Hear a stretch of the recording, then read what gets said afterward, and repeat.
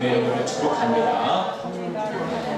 감사합니다. 무더위에도 주님의 사랑이 여러분 가운데 함께 하시고 풍성한 은혜가 가득 넘치시길 간절히 바랍니다. 자, 지난주에는 아브라함이 하나님과 또 두 천사를 대접했던 그런 내용을 우리가 함께 나누었습니다. 아브라함은 적극적으로 그들을 잘 대접하였고 또 겸손하게 대접했습니다. 그리고 최선을 다해서 대접했습니다. 이렇게 누군가를 대접한다는 것은 그 축복이 아닐까 생각을 하는데요. 하나님께서 사람의 모습으로 왜 아브라함에게 찾아오셨을까? 거기에는 두 가지 의미가 있습니다. 하나는 뭐냐면 이 사라에게 앞으로 이제 잉태할 것에 대해서 확신을 주기 위해서 하나님께서는 사람의 몸을 입으시고 아브라함에게 찾아오셨습니다. 하나님과 두 천사가 아브라함의 대접을 받고 아브라함에게 약속의 말씀을 계속해서 주십니다. 내 아내 사라가 아들을 갖게 될 것이다. 그렇게 계속해서 말씀하셨거든요. 계속해서 이 말씀은 이 아브라함에게 지속적으로 얘기되었습니다. 그런데 사라가 이 사실을 믿지 못하기 때문에 다시 말씀을 주신 것입니다. 그런데 사라는 이 말씀을 듣고 속으로 웃었다. 그렇게 말씀합니다. 하나님은 그런 일이 반드시 너에게 일어날 것이다. 그렇게 약속의 말씀을 주시면서 계속 그를 설득하시는 거예요. 그 사람으로 아브라함에게 나타나셔서 계속해서 설득하고 있는 거죠. 그런데 그 말씀을 받은 자가 믿음으로 받아야 기적의 역사가 나타나는 거예요. 그런데 본인이 그것을 웃으면서 나에게는 그것이 될 수 없습니다 라고 하니까 거부하니까 계속해서 그에게 나타나셔서 이런 말씀으로 확신을 주고 계신 거예요. 또 한 가지는 뭐냐면 소돔과 고모라가 불심판을 받을 것이라고 하는 예언의 말씀이었습니다. 천사들은 환대를 받고 이제 소돔과 고모라를 향했는데 하나님은 머뭇거리시다가 말씀하시는 거예요. 오늘 17절의 말씀 보니까 내가 지금 하려고 하는 일을 어떻게 아브라함에게 숨기겠느냐 이렇게 말씀하십니다. 내가 앞으로 소돔과 고모라를 이제 심판하고 멸망할 건데 아브라함에게 이 일을 내가 숨겨서는 안 되겠구나. 그렇게 하나님께서는 작성하신 거예요. 그래서 이 아브라함에게 이 사실을 이야기하고 계신 것입니다. 그 죄악이 심히 무겁기 때문에 심판하지 않을 수 없다고 이 아브라함에게 그것을 말씀해 주는 거예요. 그래서 아브라함은 여호와 앞에 서서 이제 하나님께 간절하게 간청을 하게 되죠. 사실 간청이라고 하기보다는 정말 진실된 마음으로 자기 마음의 속으로 나오는 그러한 기도였을 것입니다. 오늘은 그것을 아브라함의 중보 기도라고 하는 거예요. 멸망할 그 소돔과 고모라 성을 바라보면서 하나님께서 조금 유보해 달라고 하는 간절한 애원으로 지금 하나님께 매달리고 있는 아브라함의 심정이 여러분들의 마음속에 느껴지십니까? 아브라함의 그런 마음이 오늘 우리에게도 있어야 할 줄 믿습니다. 오늘 이 세대를 보십시오. 이 세대를 바라볼 때에 얼마나 타락하고 얼마나 병들고 얼마나 정말 피폐한 그러한 모습인지 모릅니다. 이러한 때에 우리가 아브라함의 마음을 품고 아브라함의 그 중보의 기도가 오늘 우리의 중보 기도가 되고 그래서 하나님의 놀라운 그러한 돌이키심으로 이 땅이 다시금 수성되어지고 다시금 회복되어지는 역사가 있도록 우리가 함께 기도해야 할 줄로 믿습니다. 오늘 23절부터 33절의 말씀은 아브라함이 하나님께 올려드린 중보 기도의 내용입니다. 여러분 중보 기도라고 하는 것이 뭡니까? 다른 사람을 위해서 하나님의 도움을 구하는 기도가 바로 중보 기도예요. 이 중보라고 하는 것은 어떤 의미냐면 하나님과 죄인된 인간 사이의 관계를 회복하는 것을 중보라고 하는 겁니다. 그래서 중보자 되신 예수 그리스도께서 우리를 대신해서 피를 흘리심으로 인해서 십자가에 돌아가셨고 그래서 우리가 나음을 입게 된 거예요. 그 주님의 보혈의 피가 그 주님의 십자가의 그 사역이 하나님과 우리와의 관계에 그 막혔던 그 끊어졌던 관계를 이어주게 되었다는 것입니다. 그게 바로 중보죠. 바로 중보자 되신 예수 그리스도의 그 기도를 우리가 기억하면서 우리도 나의 유익을 구하는 기도가 아니라 우리 이웃과 이 사회와 이 민족을 위해서 기도하는 그러한 기도의 사람이 되어야 할 줄로 믿습니다. 얼마 전에 춘천에 있는 우리 감리교회 중에 아주 규모가 있는 교회가 큰 화재가 났습니다. 저도 그거를 계속해서 봤는데 얼마나 마음이 참 아픈지 모릅니다. 정말 그 역사도 한 100여 년이 넘는 그런 교회고 아주 웅장하고 튼튼하게 잘 졌는데요. 어떤 문제로 인해서 그 교회가 불이 났어요. 우리가 같은 아픔을 가지고 함께 기도하는 것이 우리에게 필요하지 않겠나. 제가 그래서 다음 주에 제가 여러분들에게 광고를 하겠지만 여러분 우리가 같이 한번 우리가 마음을 모아서 중보하는 마음을 가지고 함께 좀 헌금하는 시간을 가졌으면 좋겠습니다. 그 교회는 우리보다 엄청나게 큰 부유한 교회. 그러나 부유하다고 해서 우리가 간과하지 말고 우리의 마음을 함께 좀 모을 수 있는 그런 기회가 됐으면 좋겠습니다. 우리보다도 정말 어려움에 처한 그런 교회를 위해서 우리가 함께 마음 같이 하는 것은 더 귀한 은혜가 있다고 저는 분명히 믿습니다. 그럴 때 하나님께서 우리에게 더 큰 놀라운 부흥의 역사를 주시지 않겠나 그런 생각을 갖게 됩니다. 제가 다음 주에 여러분에게 광고를 드리게 텐데 여러분 마음에도 그런 마음을 같이 품었으면 좋겠어요. 이거는 그 어느 누구의 어느 한 교회만의 아픔이 아니라 우리가 함께 짊어져야 할 아픔의 문제인 것입니다.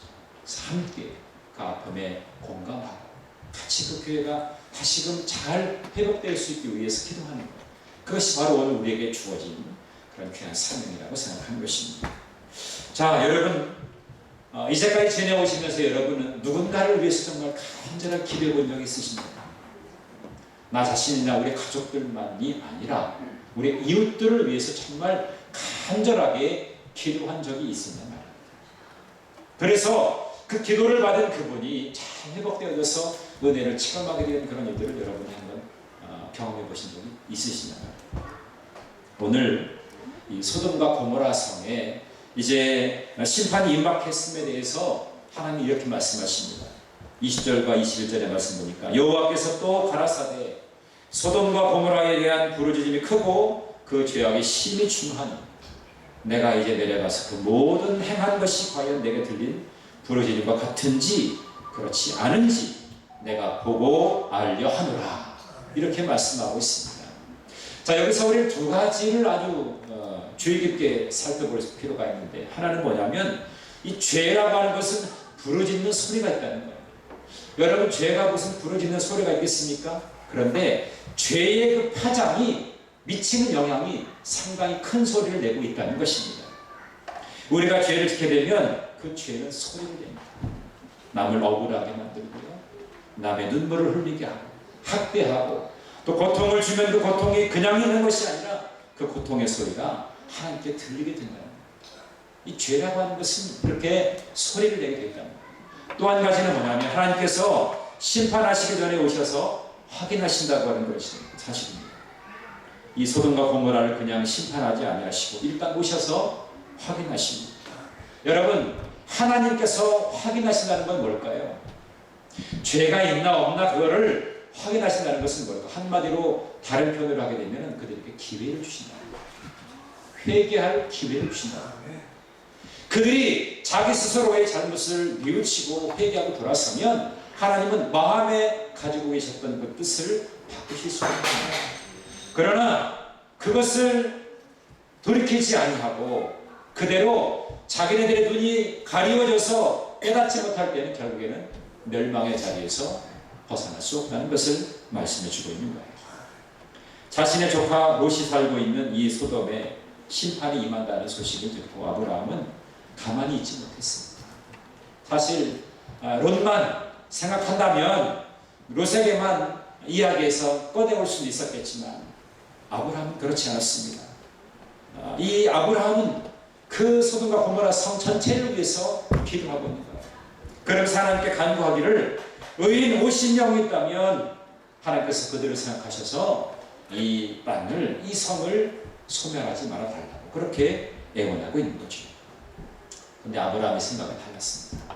50명 그 엄청난 성에 50명이 있겠지라고 했지만 하나님께 아뢰고 난 다음 보니까 이것이 조금 가능할까라고 하는 생각이 들었어요. 그러면서 45명, 40명, 30명, 20명,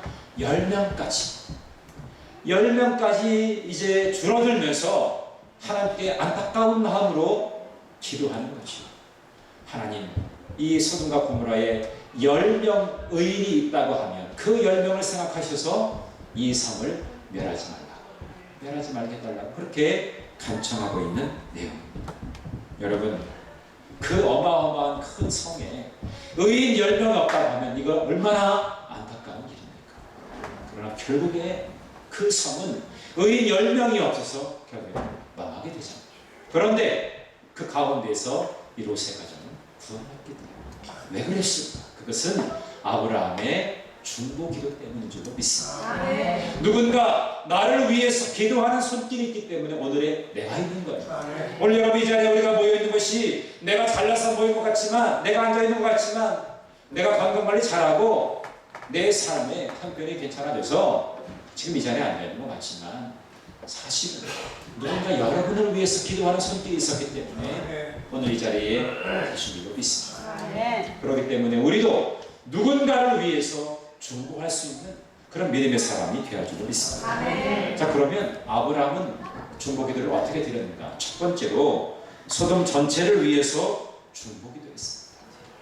자신만을 위한 기도가 아니었어요. 그 성 전체가 구원받기를 갈망하는 그런 마음을 가지고 기도했다고 합니다. 1995년 6월 29일 여러분 기억하십니까? 삼풍백화점이 무너진 지 21년이 지났어요. 벌써 그렇게 엄청난 시간이 지났잖아요.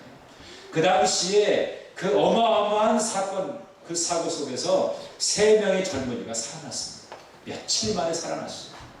그런데 그 3명의 청년들에게 공통점이 있었다고 그래요. 2가지가 생각을 해요. 하나는 그 사람들이 낙천적이었다는 거예요.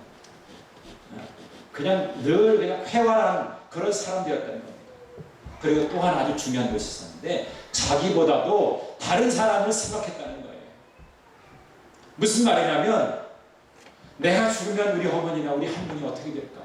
아니야. 그분들을 위해서 내가 살아야지. 그런 생각을 했다는 거예요. 나 자신만을 위한 것이 아니라 나로 인해서 아파하고 고통스러워할 내 이웃들, 내 부모님들, 내 친척들을 생각하니까 나는 살아야 되겠다는 강렬한 의지를 갖게 됐다는 것입니다. 여러분, 이것이 그들이 살 수 있는 아주 중요한 비밀입니다. 나보다도 다른 사람을 생각하는 거죠. 그래서 내가 살기 위해서 어떠한 것이라도 할 수 있었다는 그 부정물 같은 그 물을 마시면서 며칠 동안을 견디고 참았다는 거죠. 그 속에서 구조가 되었다는 사실입니다. 여러분, 자살하는 사람들은 왜 자살할까요? 다른 사람을 생각해 자살할까요? 절대로 그렇지 않습니다. 자기만을 생각하기 때문에 자살합니다. 만약에 내 목숨을 끊으려고 했다가도 우리 부모님이나 나를 사랑하는 사람을 생각했다면 자살할 수 있겠습니까? 자살할 수 없을 거예요. 자기 스스로 목숨을 끊는다는 것은 자기만을 생각하는 아주 교만한 태도인 것입니다. 자, 아브라함은 이 향락에 빠진 이 소돔성 사람들의 구원을 위해서 그렇게 기도하고 있는 거예요. 비록 그 성 안에 조카인 롯의 가족이 살고 있긴 했지만 이 자기의 가족들만을 위해서 기도한 것이 아니었다는 것입니다. 모든 사람이 구원받기를 갈망하는 그런 마음을 가지고 아브라함은 기도한 거예요. 사실 여러분, 아브라함이 그 성을 위해서 기도할 필요가 있었을까 없었을까요? 아브라함은 이미 하나님께로부터 구별된 자로 이제 하나님의 거룩한 그 기업을 상속받을 자로 이제는 약속을 받은 자예요. 그러니까 자기 일에만 자기 앞으로 생애에만 관심을 두면 됐습니다. 구태여 저 음란하고 더러운 저 성을 위해서 기도할 필요가 없었어요. 그런데 그 성의 안타까운 멸망의 소식이 들려질 것 같은 그 음성을, 그 말씀을 들으니까 그 성을 위해서 기도하지 않을 수가 없었습니다. 이것은 내가 기도해야 될 나의 사명이다라고 생각을 하게 된 거죠. 그게 아브라함의 중보기도의 첫 출발이었다는 것입니다. 간절한 마음으로 그 민족 전체가 다시금 회복되기를 갈망하는 마음을 가지고 있었던 것이 아브라함의 마음이었던 것입니다. 왜 이 아브라함이 탁월한 중보기도자가 되었습니다? 여러분, 그는 믿음의 사람이었습니다. 하나님께서 자기를 사랑하셔서 자기에게 큰 약속을 허락하여 주신 것에 대해서 늘 마음이 품으면서, 그러나 또 다른 한편에서 그것이 자기에게 큰 빛이다. 빚이라고 생각하는 것입니다. 나는 이렇게 은혜를 입어서 나는 약속의 자녀가 되었는데 저 멸망하는 저 땅을 바라보면서 안타까운 심령을 갖게 된 것이요. 그러니까 그 성을 위해서 기도하지 않을 수가 없었던 것입니다. 우리가 정말 나라와 민족을 사랑한다면 이 사회를 정말 하나님이 경영하시는 그런 나라가 되기를 간절히 원하는 마음이 있다면 우리가 함께 기도해야 될 때인 줄로 믿습니다. 사회 문제가 바로 내가 기도하지 못해서 생겨난 그런 결과라고 생각한다면 우리가 기도하지 않을 수 없잖아요. 나하고 무관하기 때문에 나만 잘 되면 된다고 생각하는 것 때문에 우리는 기도하지 않잖아요. 우리가 금요일마다 중보기도 합니다. 나라와 민족을 위해서, 우리 이웃들을 위해서, 우리 환자들을 위해서 우리가 기도합니다. 나는 건강하다고 하면 그것은 사명이에요. 어렵고 힘들고 질병 가운데 놓여있는 이들을 위해서 기도하라고 주신 사명인 것입니다. 나에게 시간이 있다는 것은 시간을 낼 수 없는 사람을 위해서 내가 헌신하라고 하는 그런 사명인 거예요. 나에게 좀 물질의 여유로움이 있다면 이 물질을 통해서 정말 힘들고 어려운 사람들을 위해서 우리가 섬기라고 주신 귀한 사명을 우리는 알아야 될 줄로 믿습니다. 그런 사명의 사람이 되어야죠. 그럴 때 민족 전체를 품고 기도하는 그런 기도의 사람이 되는 줄로 믿습니다. 여러분, 우리가 기도할 때 내가 뭐 나라와 민족을 위해서 기도한다고 해서 뭐 변화가 있습니까? 아유, 기도해도 뭐 이 사회는 그대로인데요. 그렇지 않습니다. 여러분의 기도를 하나님은 들으십니다. 여러분께서 기도하실 때에 하나님은 들으셔서 이 땅을 고쳐주시겠다고 약속하신 줄로 믿습니다. 역대하 7장 14절의 말씀 보니까 내 이름으로 일컫는 내 백성이 그들의 악한 길에서 떠나 스스로 낮추고 기도하여 내 얼굴을 찾은다. 내가 하늘에서 듣고 그들의 죄를 사하고 그들의 땅을 고칠지라. 하늘에서 하나님께서 들으시고 그 땅을 고쳐주신다고 말씀하셨습니다. 이 땅에 고쳐져야 될 것들이 얼마나 많습니까? 오늘 여러분의 기도가 하나님께 응답되어져서 하나님께서 이 땅을 고쳐주시는 역사가 분명하게 일어나기를 간절히 소망합니다. 히브리전서 2장 1절의 말씀이니까 사도 바울은 모든 사람을 위해서 하나님께 간구와 기도와 도구와 감사를 드리라 그렇게 말씀했어요. 여기 보면 세 가지가 나오죠. 간구와 기도와 도구가 나옵니다. 도구라는 표현은 잘 요즘에 쓰지 않습니다. 도구가 바로 뭐냐면 남을 위해서 기도합니다. 간구는 뭡니까? 내가 하나님의 뜻에 내가 맞추는 것, 그것이 간구예요. 기도는 뭡니까? 하나님께 나의 마음의 간절한 소원을 이루어드리기 위해서 아뢰는 것이 기도죠. 이러한 이 세 가지 기도를 통해서 우리가 모든 사람을 위해서 해야 된다라고 사도 바울은 우리에게 말씀하고 있는 것입니다. 오늘 저와 여러분, 민족의 아픔과 또 이 사회의 병폐를 위해서 간절하게 기도하는 저와 여러분 모두가 되시기를 간절히 바랍니다. 두 번째로는 안타까운 마음으로 기도했습니다. 아브라함은 안타까운 마음으로 기도했다는 거예요. 2003년도 제가 사랑하고 아끼는 제 동기 김재훈 목사가 세상을 떠났습니다. 같이 공부하고 같이 목회 이제 준비하고 있었는데 급성 간경화로 인해서 세상을 떠났습니다. 그 사모님이 곁에서 이렇게 끝까지 그 병수발을 하고 그랬는데 사실 우리 김재훈 목사가 파송을 받았던 그 교회가 중앙감리교회라고 그 종로에 있는 교회입니다. 그곳에서 파송을 받아서 이제 저쪽 논산에 이제 단독 목회를 나가게 된 거예요. 파송 예배를 드렸다고 하는데 그 교회에서 이제 장례 예배를 드렸어요. 파송을 받은 그 교회에서 장례 예배를 드렸어요. 그 사모님이 얼마나 마음이 아팠겠습니까? 그런데 더 안타까운 것은 뭐냐면 이 목사님의 사모님이 그 목사님이 급성 간경화로 세상을 떠난 그 똑같은 병을 갖게 됐어요. 자기 남편이 그 병 때문에 죽은 것을 옆에서 봤잖아요. 자기도 그 병을 가지고 있어서 이제 나도 죽는구나라고 하는 생각으로 이분이 절망 가운데 빠져 있습니다. 제가 부천 순천향 병원에 중환자실에 있을 때 제가 면회를 갔었는데 저를 알아보지 못하더라고요. 그 정도로 아주 심각한 상태에 있었어요. 그때 저희 동료들이 같이 마음을 합해가 정말 안타까운 마음으로 하나님, 이 사모는 정말 살려주셔야 됩니다. 그 사모님에게 두 자녀가 있어요. 두 자매들은 누구를 의지하며 살아갈 수 있겠습니까? 이 사모님 한번 제발 좀 살려달라고 그렇게 우리 동료들이 같이 힘을 합해가지고 기도했던 그런 때가 있었어요. 근데 하나님께서 놀랍게 기적적으로 그 사모님을 고쳐주셨어요. 여러분 생각해 보세요. 자기 남편하고 똑같은 질병을 얻어가지고 거의 생사의 기로에 서 있어요. 물론 우리만이 기도한 것이 아닌데 좀 많은 사람들이 기도했겠죠. 그런데 하나님께서 그분을 고쳐주셨어요. 깨끗하게 낫게 해주셨어요. 그래서 지금은 저 인천의 동수구회라고 하는 곳에서 전도사로 사역을 하고 있습니다. 안타까운 마음을 갖는 거예요. 여러분, 아브라함의 마음속에 얼마나 안타까움이 있었을까요? 의인 50명 있을 거라고 생각했는데요, 10명까지 떨어졌잖아요. 그 마음이 어땠겠습니까? 안타까움이 있었던 거죠.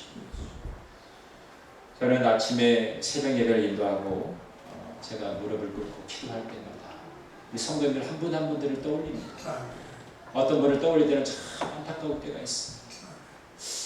정말 이분이 정말 신앙생활 잘했으면 좋겠는데, 하나님께 진정으로 예배하는 자가 되면 참 좋겠는데, 어떤 분은 마음이 흡족해요. 이분은 정말 예수 믿고 신앙생활에서 이렇게 삶의 부유한 은혜를 하나님께로부터 경험하는구나. 늘 감격스러운 분도 있는데 안타까운 마음으로 찾아드는 그런 성도가 있어요. 그럴 때마다 하나님, 저의 안타까움이 변해서 기쁨이 되게 하여 주시고 하나님에게 영광이 될 영광이 되게 하여 주옵소서. 그렇게 기도합니다. 마음이 안타까움이 있을 때가 있어요. 여러분, 아브라함의 심정은 바로 그랬을 것입니다. 지난번에 제가 금요 기도회 때도 제가 말씀드렸지만, 마가복음에 그 회당장 야이로의 딸이 지금 지경에 놓여 있을 때, 이 야이로가 주님 앞에 무릎을 꿇고 간절하게 간청을 하잖아요. 우리 딸이 죽을 게 되었으니까 오셔가지고 고쳐달라고 그렇게 간청을 하잖아요. 그래서 예수님께서 무리와 함께 가시는데 그 행렬 가운데서 누굴 만나게 되냐면 12해 동안에 혈루증을 앓았던 그 여인을 만나게 됩니다. 이 여인은요, 12년 동안이나 자기의 혈루증 때문에 고침받기 위해서 여러 의사들을 만나고 자기의 재산을 다 탕진하면서까지 고치려고 노력을 했습니다. 그랬던 여인이었습니다. 그런데 자기의 병만 더 중해졌지 이게 좀 나아지는 그런 상황이 되지 않았었어요. 그러다가 주님을 만나게 된 겁니다. 그런데 주님을 따르는 행렬들이 얼마나 많습니까? 다가서기가 너무 어려워요. 그런데 주님을 내가 붙들어야 되겠다.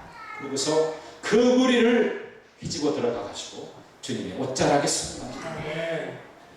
주님의 옷자락에 손을 만졌더니 자기 혈류 근원이 마르게 되는 역사가 일어나게 됐다는 거예요.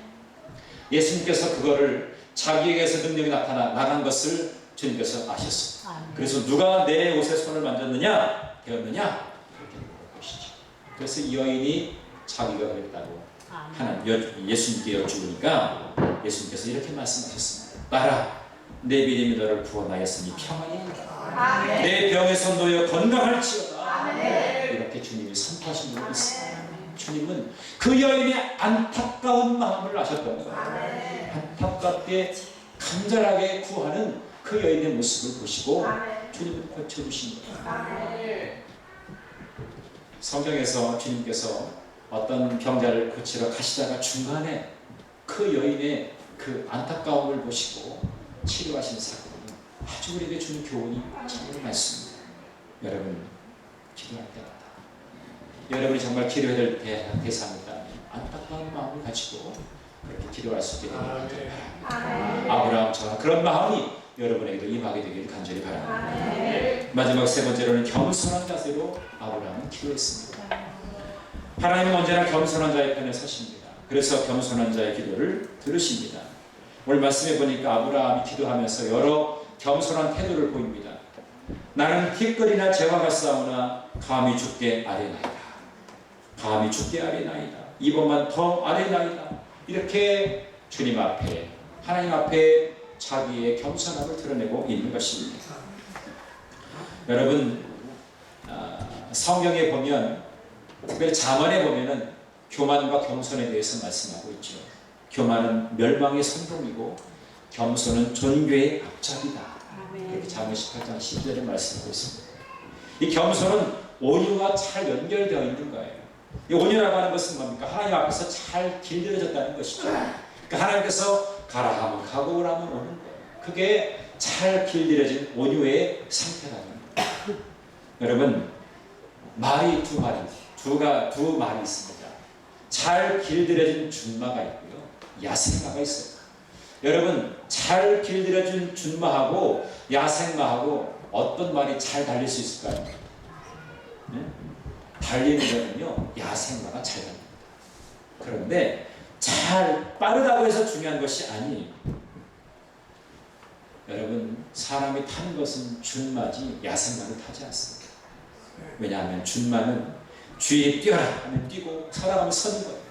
근데 야생마는요, 뛰어라 해도 안 뛰어요. 서라 해도 안 서요. 자기 마음대로인 거예요. 이게 준마와 야생마의 차이입니다. 오늘날 많은 사람들이 교인 가운데서도 준마와 야생마와 같은 성도가 있다는 겁니다.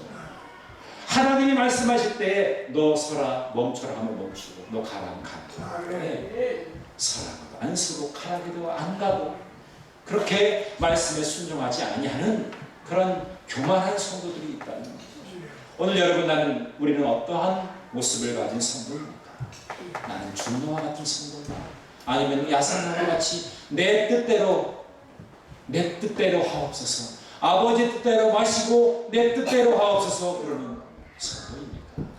여러분들이 스스로를 한번 돌아봐야 될 필요가 있지 않겠습니까? 정말 나는 겸손하게 하나님의 은혜를 구하는 그런 태도로 기도하는 자인가? 라고 하는 거죠. 겸손은 순수함을 의미합니다. 이 순수함은 단순하다는 것을 말씀합니다.